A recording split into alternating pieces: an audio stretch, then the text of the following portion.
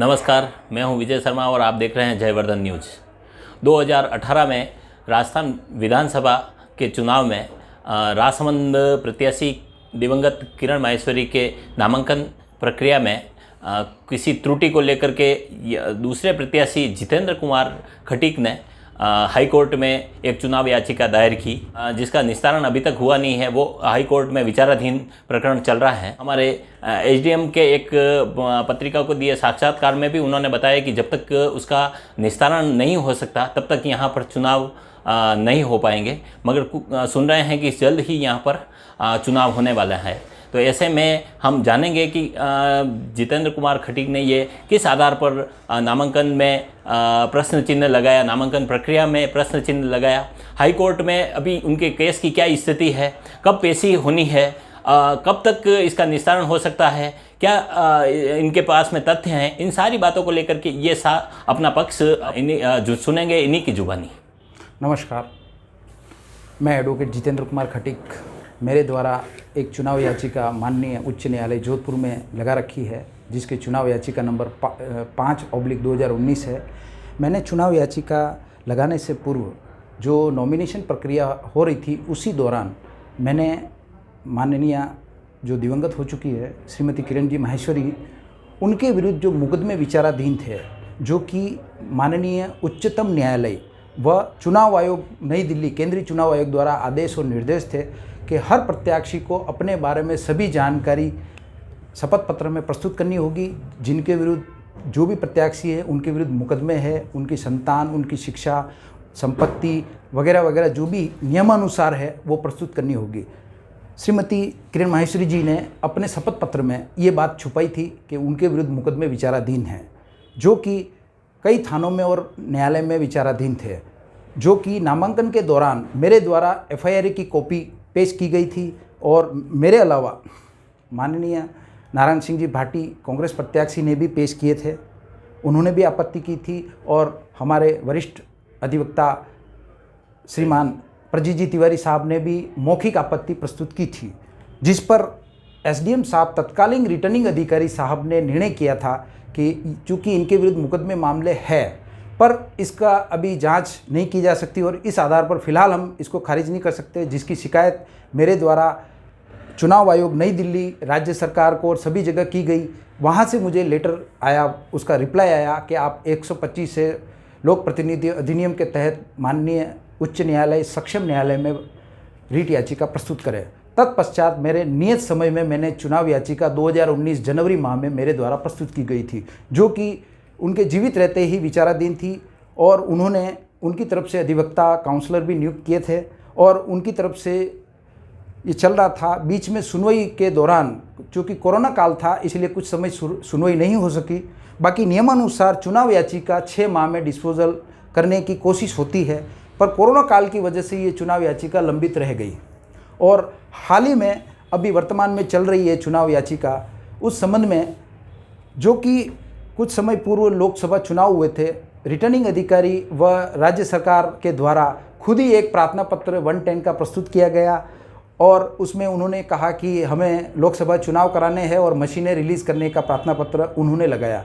मेरे द्वारा उस पर कोई आपत्ति नहीं कही गई और मैंने ये कहा कि हाँ, अगर ये मशीनें रिलीज़ कर दे मुझे कोई आपत्ति नहीं है, क्योंकि मेरी चुनाव याचिका इनके प्रक्रिया के तहत नामांकन में आपत्ति है। चुनाव आयोग ने जो प्रक्रिया अपनाई उसमें नामांकन के तहत उस संबंध में ही आपत्ति है। मेरी मशीनों के संबंध में, वीवीपैट मशीन या अन्य काउंटिंग के संबंध में मेरी कोई आपत्ति नहीं है। अगर रिलीज़ कर दे मुझे कोई आपत्ति नहीं है। माननीय उच्चतम न्यायालय ने उस प्रार्थना पत्र 110 को संबंधित पक्षकार यानी कि सरकार के अधिवक्ता द्वारा नोट प्रेस कर दिया और वो खारिज कर दिया और मशीनें रिलीज़ कर दी गई। तत्पश्चात 30 सितंबर माह में खुद 11, 12, 13 पक्षकार संख्या, रिटर्निंग अधिकारी राजसमंद, जिला निर्वाचन अधिकारी राजसमंद व चुनाव आयोग के अधिवक्ता द्वारा माननीय हमारे एसडीएम साहब जो वर्तमान में सुशील कुमार जी आईएएस अधिकारी हैं, उनके द्वारा एक प्रार्थना पत्र प्रस्तुत किया गया कि उन्हें पक्षकार हटाया जाए। तब दिवंगत श्रीमती किरण माहेश्वरी जी की देह अवसान नहीं हुआ था, उससे पूर्व ही। तो मैंने उस समय, चूँकि उस समय कोर्ट में सितंबर माह में उन्होंने केस कर दिया था और नवंबर माह में इनकी डेथ हो गई।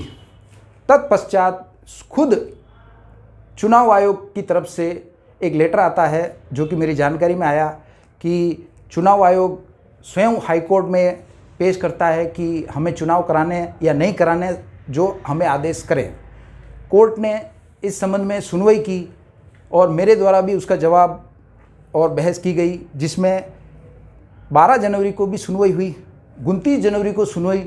दौरान सुनवाई मैंने ये कहा कि मुझे एक छोटा सा समय दिया जाए। माननीय न्यायालय ने मुझे अवसर दिया। 12 जनवरी को मैंने लिखित बहस प्रस्तुत कर दी। फिर रेस्पोंडेंट सरकार की तरफ से समय लिया गया। उस समय मैंने समय नहीं मांगा है। जी जवाब दिया, वो क्या था? जी, मेरा ये कहना था कि मैंने 5 जनवरी को एक प्रार्थना पत्र प्रस्तुत किया था, जिसमें मैंने कहा कि अब कोई पक्षकार नहीं है। ऐसी परिस्थिति में जनप्रतिनिधि अधिनियम एक्ट के तहत, जो कि 101 में है और 116 में है, कि जब कोई व्यक्ति एकमात्र प्रत्याशी हो या उसकी मृत्यु हो जाए या वो लड़ने से इनकार कर दे, तो कोर्ट, माननीय उच्चतम न्यायालय इसको गजट नोटिफिकेशन में प्रकाशित करेगा। तो मेरा यह कहना था कि यहाँ कोई पक्षकार ने कोई खंडन नहीं किया है और मेरे आरोपों का किसी ने जवाब नहीं दिया है। और रूल ऑफ लॉ के अनुसार, नियमानुसार, जब किसी पक्षकार ने खंडन नहीं किया तो मेरी रिलीफ है, मुझे दी जाए और मुझे निर्वाचित घोषित किया जाए।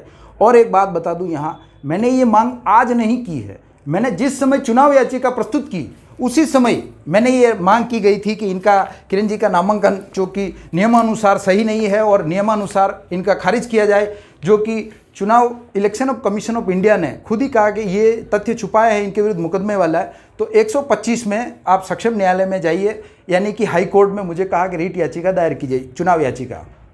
जिसके बाद मैंने चुनाव याचिका पेश की, जिसमें मैंने ग्राउंड में ये सभी चीज़ों का उल्लेख किया कि भाई इनके विरुद्ध ये मामले विचाराधीन है और वे मुझे निर्वाचित घोषित किया जाए। वो आज नहीं की, उसी समय, जो कि इनका नामांकन कैंसिल करते हुए ये रहा, the election petition, the election of respondent number 1 Kiran Maheshwari जी, जहाँ ये लिखा है कि इनका चुनाव शून्य घोषित, वॉइड, डिक्लेयर्ड वॉइड, इनका शून्य घोषित करते हुए पिटिशनर में kindly declared elected member of legislative assembly of Rajsamand next 5 years। मैंने उसी समय मांग की है, आज नहीं की। अभी 5 जनवरी को तो ये मैंने कहा कि अब तो कोई पक्षकार ही नहीं है, ना ही इस मामले में अब कोई कहने वाला बचा है, या तो मुझे निर्वाचित घोषित कीजिए।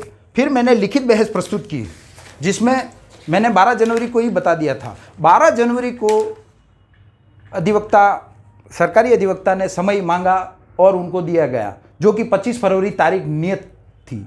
25 फरवरी को बेंच सिटिंग नहीं हुई, अगली तारीख 8 मार्च को दी गई है।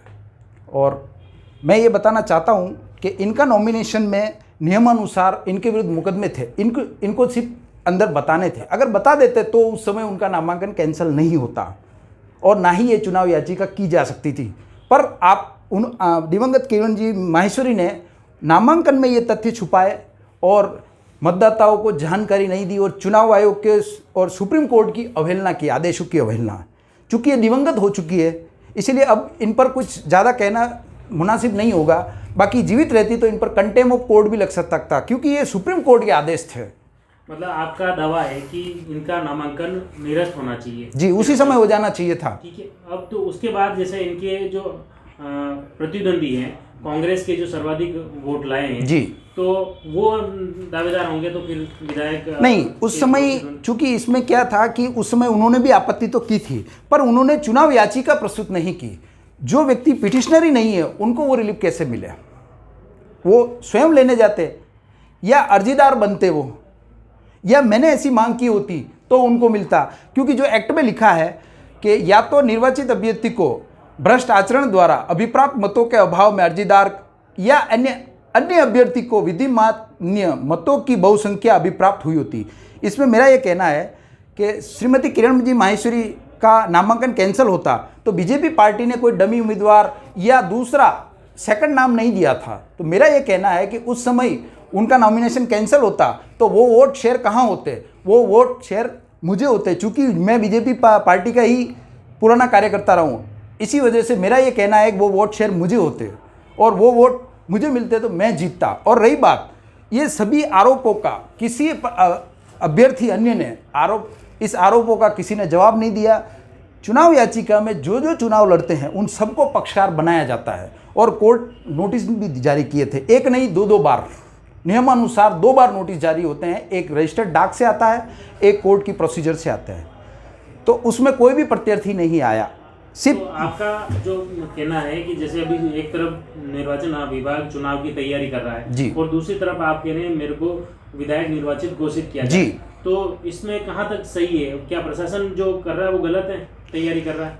नहीं, प्रशासन अभी उनका कार्य है वो करें, पर जब तक कोई अधिसूचना जारी नहीं करें तब तक ये कल्पना है या उनकी घरेलू तैयारी है। जिस तरह कोई रण में घर में तलवार को तेज करने के लिए धार दे रहा हो तो उसको हम नहीं रोक सकते जब तक वो रण में नहीं उतरे, यानी कि कानूनी भाषा में कहें तो जब तक अधिसूचना जारी नहीं करे तब तक हम उन्हें रोक नहीं सकते। वो उनका काम है, वो उनकी ड्यूटी है, क्योंकि उनको तो जिस तरह फौज में सैनिक एनी टाइम तैयार रहते हैं और वो प्रैक्टिस करते रहते हैं, वो उनकी प्रैक्टिस है, उनका कार्य है, वो करें, हमें कोई आपत्ति नहीं। रही बात चुनाव के संबंध में, स्वयं एसडीएम साहब ने पत्रिका के लिए इंटरव्यू में कहा है, उनकी तरफ से ये बाइट्स आई थी कि न्यायालय में प्रकरण विचाराधीन है, जो माननीय न्यायालय आदेश करेगी वही होगा। तब तक चुनाव नहीं हो सकता जब तक निस्तारण नहीं हो, किसी भी सूरत में नहीं हो सकता। अभी एक तरफ जैसे भाजपा, कांग्रेस और राजनीतिक दल भी इसकी चुनाव की तैयारी कर रहे हैं। जैसे बीजेपी में यूँ देखें तो 1 दर्जन से ज़्यादा दावेदार हैं, तो कांग्रेस में भी है। तो ये जो पार्टी की तैयारियां चल रही है या जो निर्वाचन विभाग की तैयारी है, ये एक तरह से जब तक इसका निस्तारण नहीं होगा तब तक ये इनके बेकार है एक तरह से। नहीं, देखिए, हर पार्टी अपना अपना कार्य करती रहती है और हर व्यक्ति को दावेदारी करने का अधिकार होता है, चाहे वो कांग्रेस हो, चाहे बीजेपी हो, या कोई भी पार्टी, बसपा हो, आप पार्टी हो, या जो भी हो, उनको अपना अपना कार्य करने का अधिकार है। हर व्यक्ति को अपना अभिव्यक्ति की आज़ादी है और वो दावेदारी भी कर सकता है, अपनी पार्टी में करो या वो निर्दलीय भी लड़ सकता है, उसको हम किसी को रोक नहीं सकते, वो उनका कार्य है। जब तक आचार संहिता नहीं लगे उससे पहले कमेंट करना मैं उचित नहीं समझता। अब इस पूरे प्रकरण को लेकर आपने निर्वाचन विभाग को अवगत कराया कि ये मेरा मामला पेंडिंग है और आप चुनाव नहीं? मुझे इसकी आवश्यकता ही नहीं पड़ी, क्योंकि चुनाव आयोग खुद स्वयं एप्लीकेशन पेश की है, खुद ने ही एक एप्लीकेशन पुटअप की 15/12 को, जो जरिए रिटर्निंग अधिकारी एसडीएम साहब सुशील कुमार जी द्वारा एक एप्लीकेशन पेश की गई कि श्रीमती किरण जी माहेश्वरी, जो दिवंगत, जिनकी डेथ हो चुकी है और विधानसभा की सीट रिक्त हो चुकी है, इसके संबंध में हमें उचित आदेश प्रदान करें। यानी कि वो स्वयं ही चले गए। अगर वो नहीं होते तो बात अलग होती, पर वो जब खुद जान रहे हैं और खुद ही पक्षकार है, उनको जानकारी में, नॉलेज में है, उसके लिए स्टे की अब आवश्यकता ही नहीं है, क्योंकि ऑलरेडी विचाराधीन है प्रकरण। थैंक यू, धन्यवाद।